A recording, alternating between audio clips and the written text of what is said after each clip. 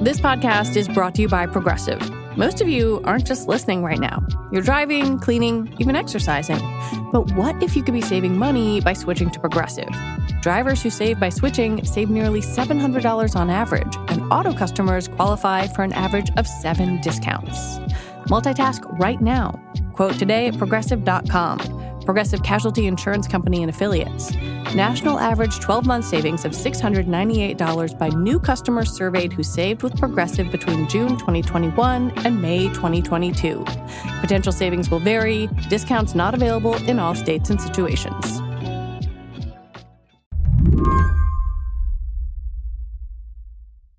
So first off, why don't you just say your name and introduce yourself? Tell me who you are. My name is Vishal Karupasamy. I'm a high school junior right now, and I'm in the Reno, Nevada area. Vishal is 17, and he's been on social media since the winter of 2019 when he joined TikTok in middle school. I'm not sure if I exactly like this, but one reason why I was using TikTok is because the videos are very, very good at showing you what you want to see, and they're really catered towards your interests. So it's honestly kind of hard to get off TikTok once you start. But I think since it's just so catered to you, that's what drew me in towards TikTok. And I never really experienced the same type of feeling when I was using Instagram or Snapchat. Vishal's feed was mostly sports, basketball and football, with some memes and music thrown in. But earlier this year, he started to realize that he was scrolling for no particular reason. And when he looked at his iPhone's screen time reports, they started to worry him. There was a point where I was seeing screen time of like 8 hours a day, and then I would go in and try and investigate it a little bit more, and 6 of those 8 hours are just on TikTok. So once I saw that, I realized like I'm just spending way too much time on here, and this is probably not good for my mental health. What about it made you think it wasn't good for your mental health? Firstly, I think because I was spending so much time on TikTok, I started to feel like it was taking time away from other things that I could have been contributing to, like my schoolwork and hanging out with friends, playing sports, connecting with nature. And also, I would just notice myself scrolling to kind of, I'd say, cope with the things that are going on that were going on in my life. Like when things got stressful with school, I noticed myself scrolling a lot more. I know this is a big concern with TikTok, but since the videos are so short, I was kind of curious about whether or not it was reducing my attention span or my ability to focus. So that's another element of mental health that I was kind of concerned with. In October, Vishal quit TikTok. He still occasionally goes on Instagram and Snapchat, but his social media use is way down. Now, when he gets stressed, he plays tennis or goes outside. A lot of adults, clearly, are worried about teenagers and social media and mental health. Utah just passed a law that will bar anyone under 18 from social media unless they have parental permission.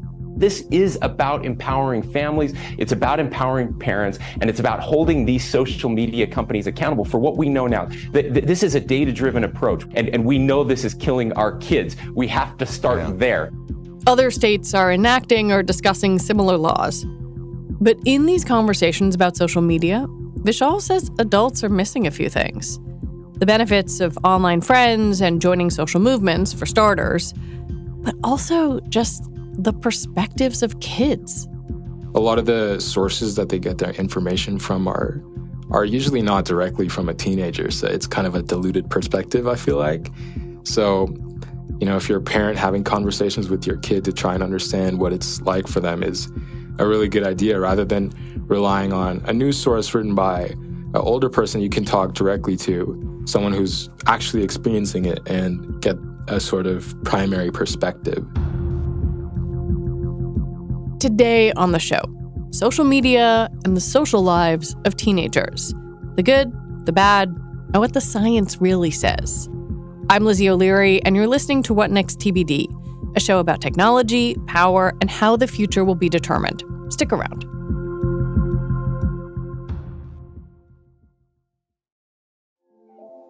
This episode is brought to you by Tools and Weapons. Season 2 of Tools and Weapons with Brad Smith is now streaming wherever you get your podcasts. As vice chair and president of Microsoft, Brad has a front row seat to some of the most important developments in technology today. He also has a well-honed perspective on the role that governments, businesses, and innovators play in shaping technology's future. From environmental sustainability and cybersecurity to the need to develop AI in a principled and ethical way so that it serves all of humanity. On Tools and Weapons, guests like businessman Strive Masayua, journalist Kara Swisher, and Microsoft CEO Satya Nadella share lessons from their past to reframe some of society's toughest challenges and seek new solutions. Find Tools and Weapons with Brad Smith wherever you like to listen. At the end of your first year, Discover credit cards automatically double all the cash back you've earned. That's right. Everything you earned doubled. All the cash back from eating at your favorite soup dumpling restaurant doubled. All the cash back from that trip where you sort of learned to snowboard also doubled. And the best part, you don't have to do anything ridiculous to get it. Nope, Discover does it automatically. Seriously though, see terms and check it out for yourself at discover.com/match. Like a lot of debates on or about the internet, it can be hard to find nuance when it comes to conversations about social media and teenagers.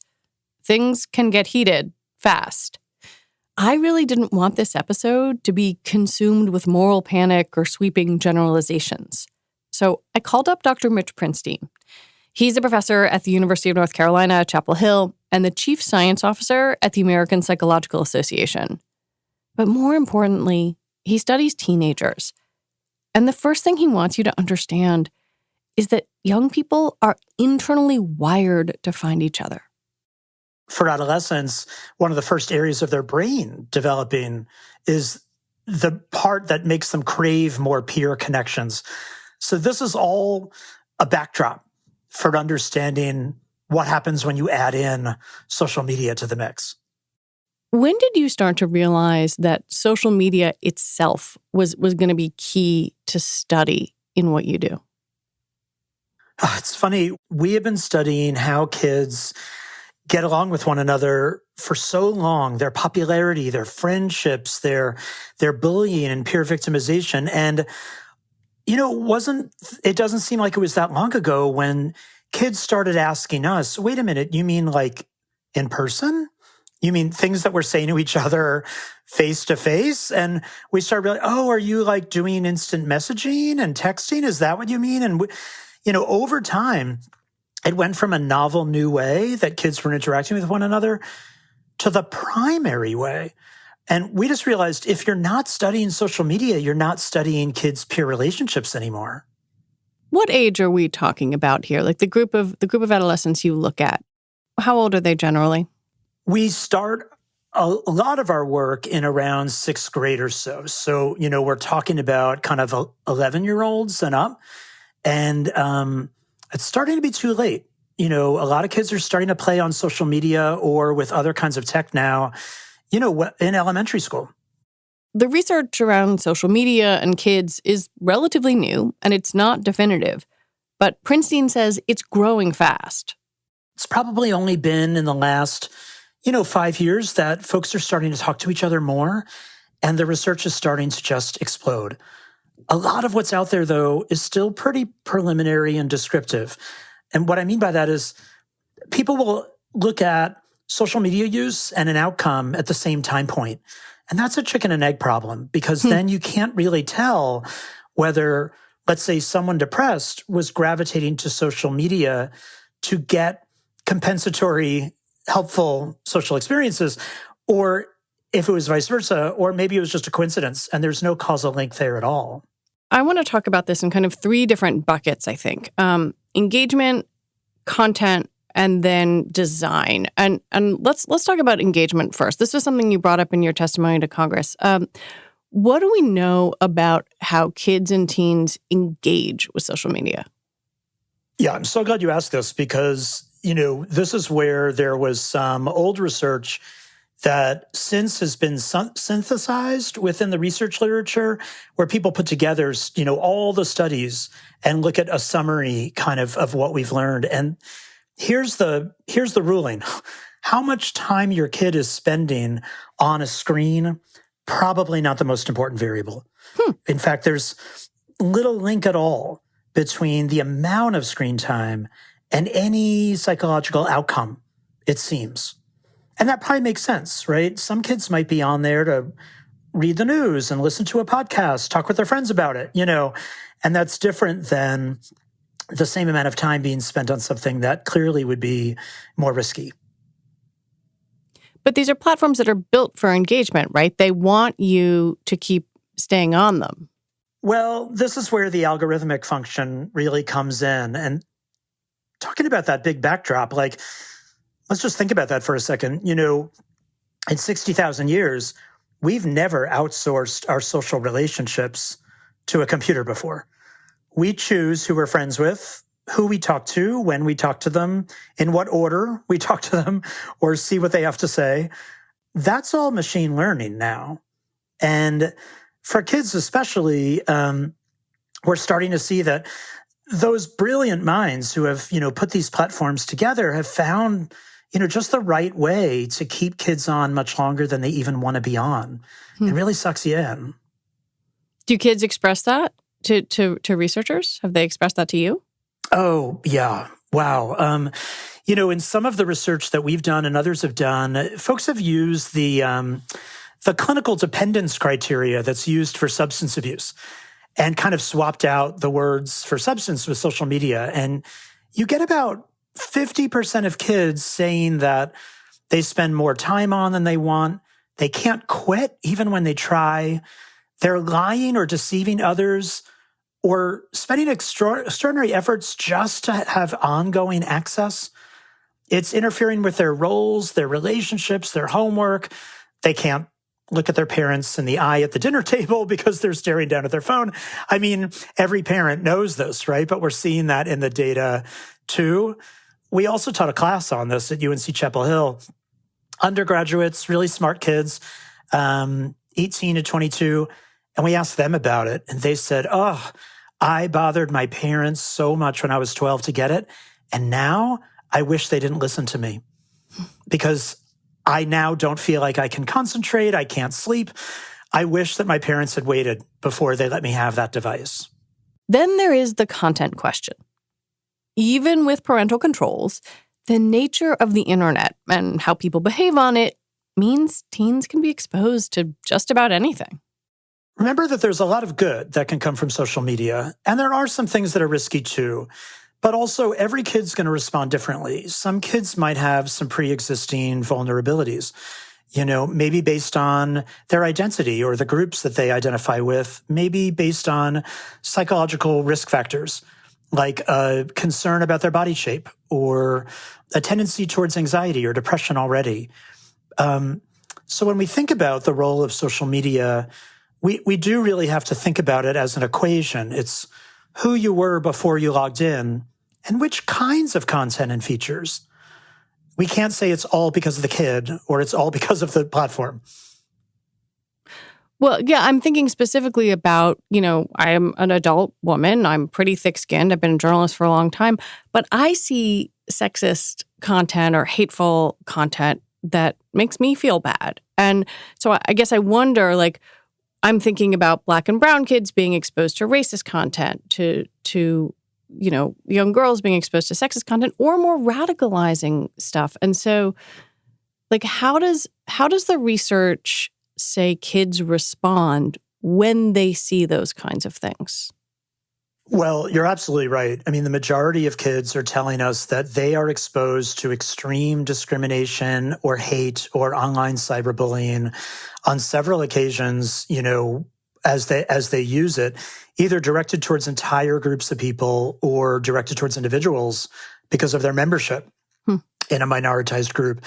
And one of the things that happens to kids, well, it happens to adults too, is that we engage in a process of what we in psychology call overgeneralization, a tendency to you see a post, it's awful, you see that there are a few likes and comments, you read them, you have a choice. You could say, wow, there are 5 people that think that way, or there are 5 people that have that remarkably different opinion than I do.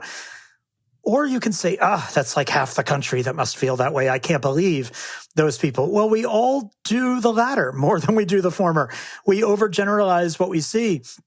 And the reason why that's so concerning for kids is because they don't have as much other worldly, out of their community exposure. And as a result, what they see online has a remarkable impact in affecting their broad attitudes and their broader behavior because of those comments and those likes. When we come back, why it would be a mistake to ignore the good in social media.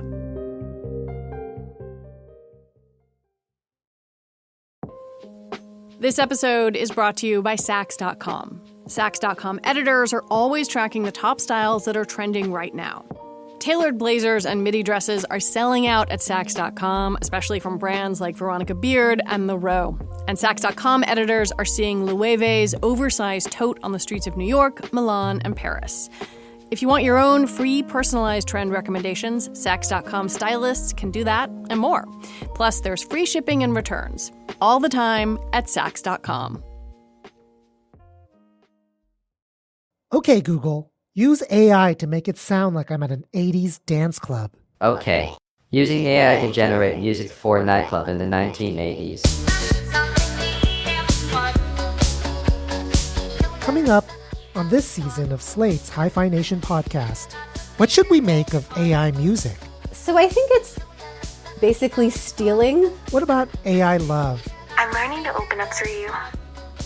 Tech companies are making our lives more entangled with technology meant to mimic us. Ultimately, I don't believe that a digital representation of somebody isn't them. And monitor us in our workplace. It turns your phone into a sensor to collect all sorts of data about your working life. Good or bad? Ethics and the Future on Season 6 of the Hi-Fi Nation podcast. New weekly episodes start April 11th.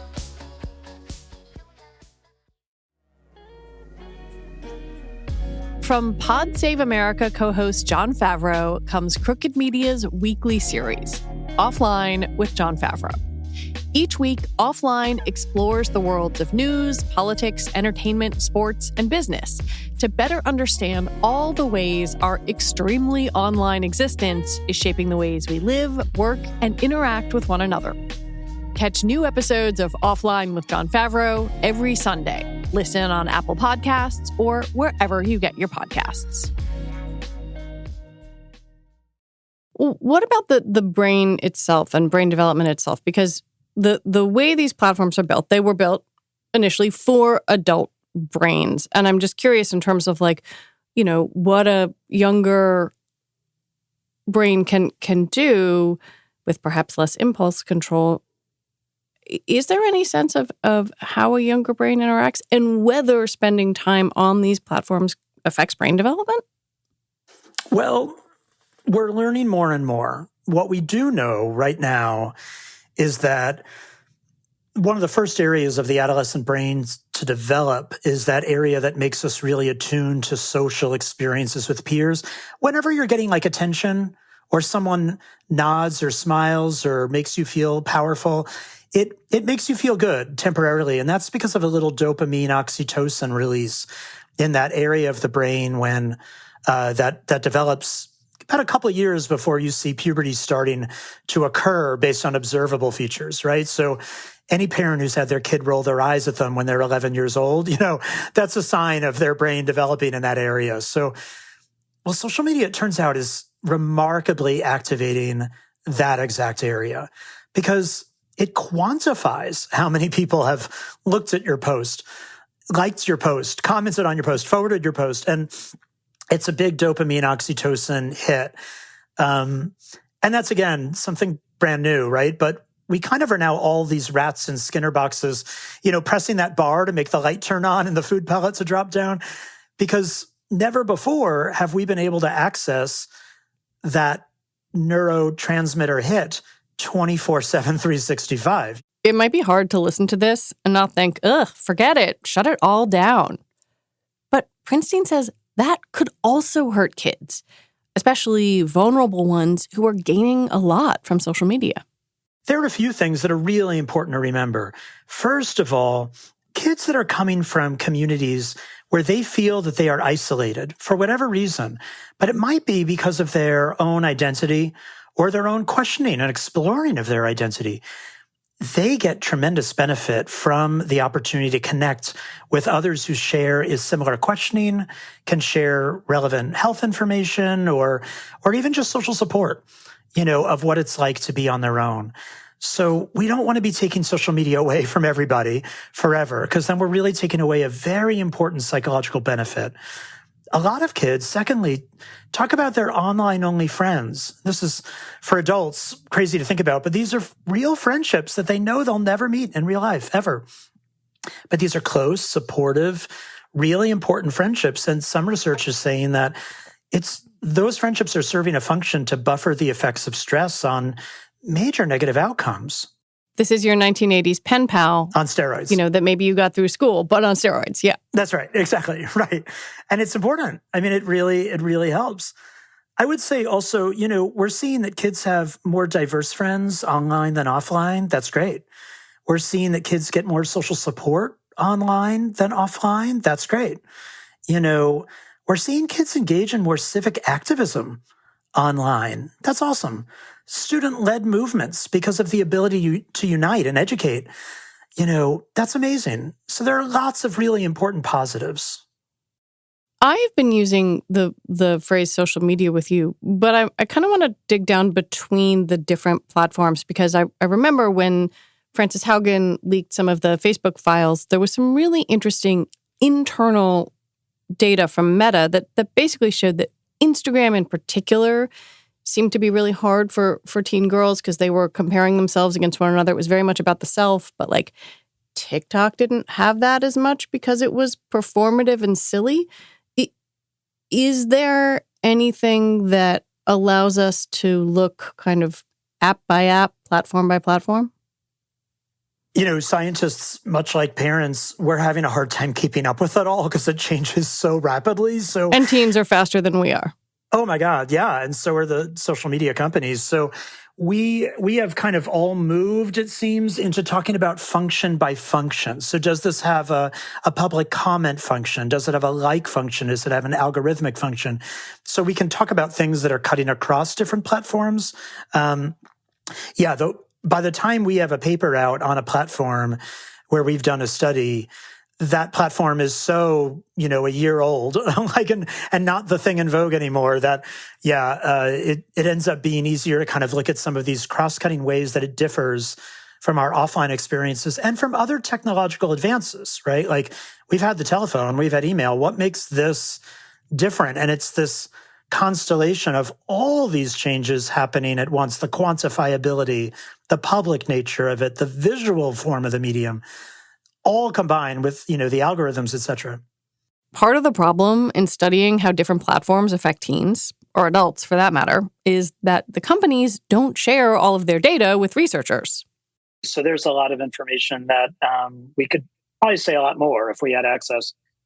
But a lot of what we do is we're able to look at kids' activity on their phones, of course, with their parental consent and their own consent.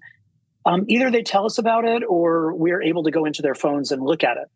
A lot of that's collected and it's on everyone's phone. We just don't always go and look at that. And then we get information from them, sometimes by the hour, by the day, by the month, about how they're feeling, how they're doing. And then we make connections, about whether we can link what we know is their social media experiences with their psychological outcomes. But it's really important to note that, this is therefore not able to yield causal conclusions. This is more of a correlational.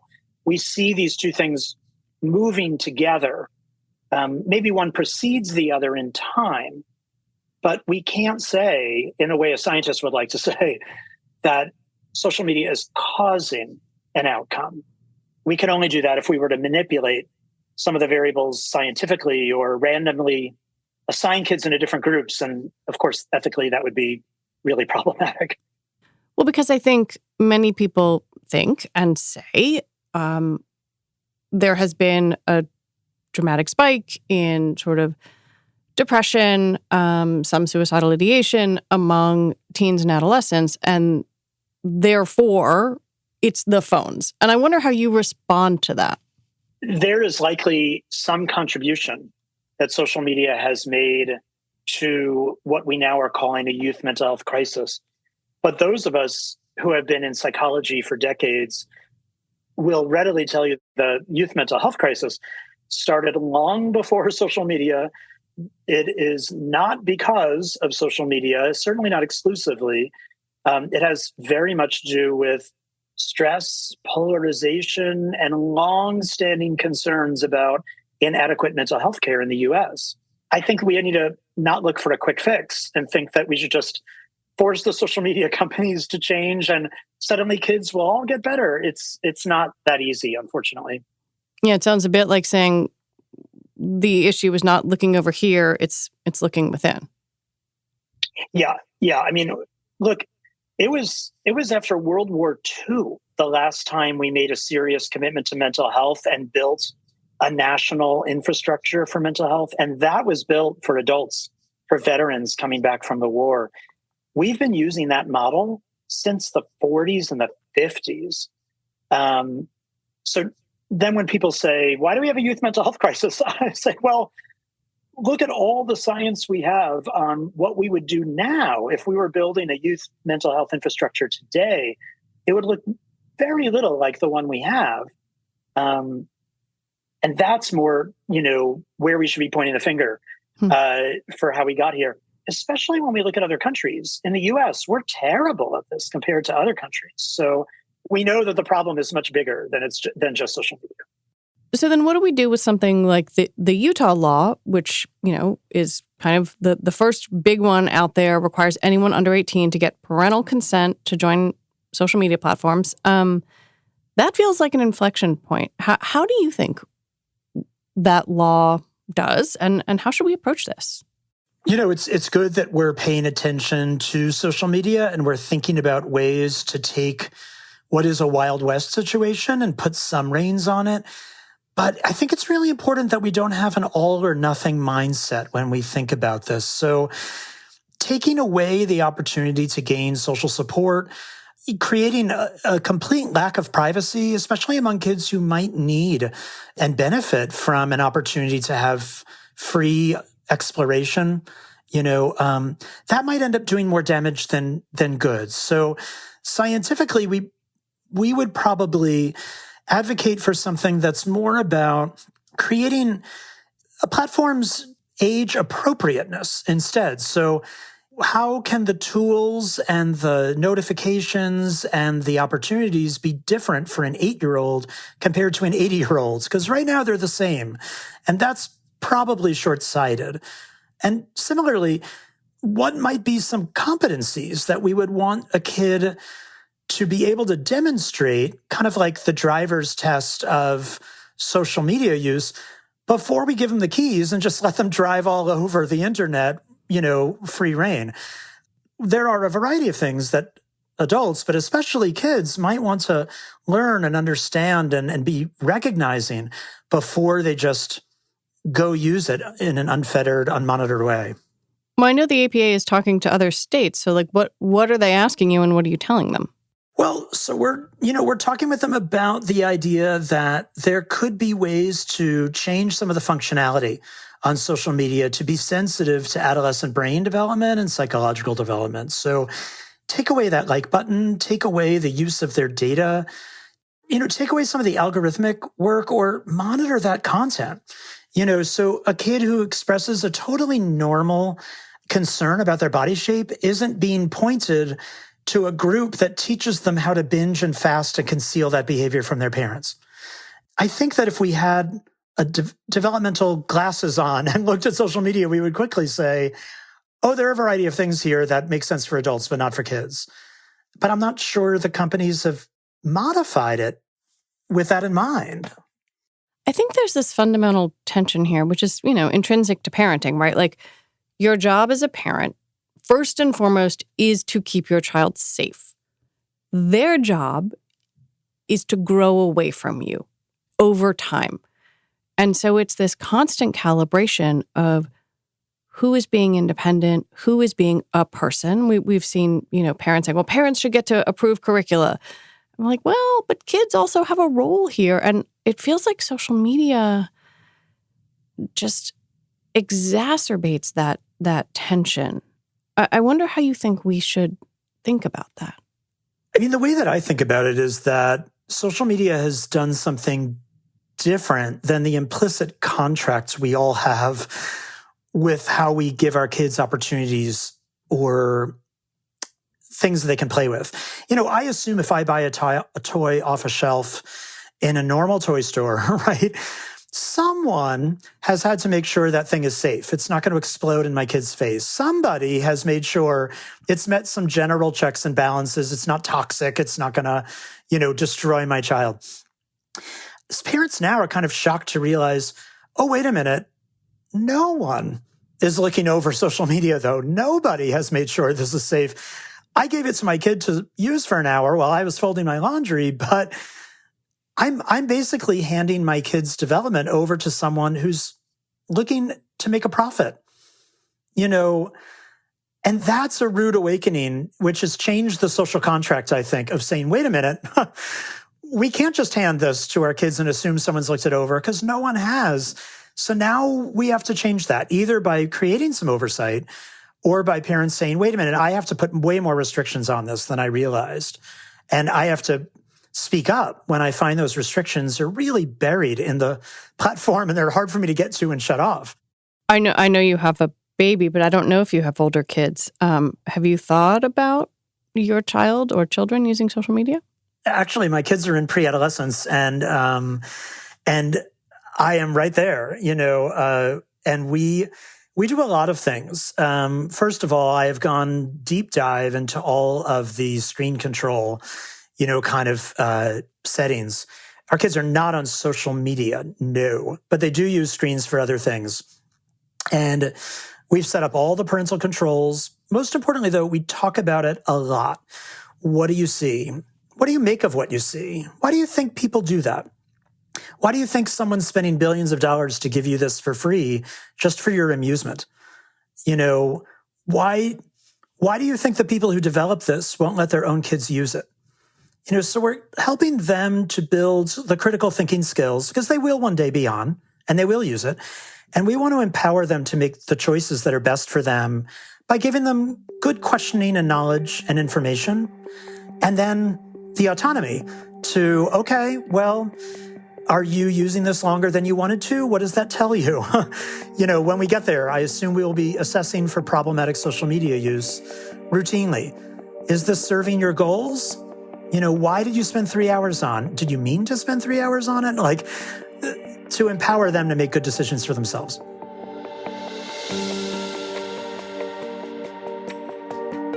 Dr. Mitch Prinstein, thank you very much for your time. Oh, sure. Thank you so much. Dr. Mitch Prinstein is the Chief Science Officer for the American Psychological Association. Special thanks to Vishal Karupasamy, who wrote about his experience quitting TikTok for Slate and Zocalo Public Square. And that is it for our show today. What Next TBD is produced by Evan Campbell. Our show is edited by Mia Armstrong-Lopez. Alicia Montgomery is Vice President of Audio for Slate, and TBD is part of the larger What Next family. We're also part of Future Tense, a partnership of Slate, Arizona State University, and New America. And if you like us, the best way to support this show is to join Slate Plus. Just head on over to slate.com/whatnextplus to sign up. You'll get all your Slate podcasts ad-free. All right, we'll be back next week with more episodes. I'm Lizzie O'Leary. Thanks for listening.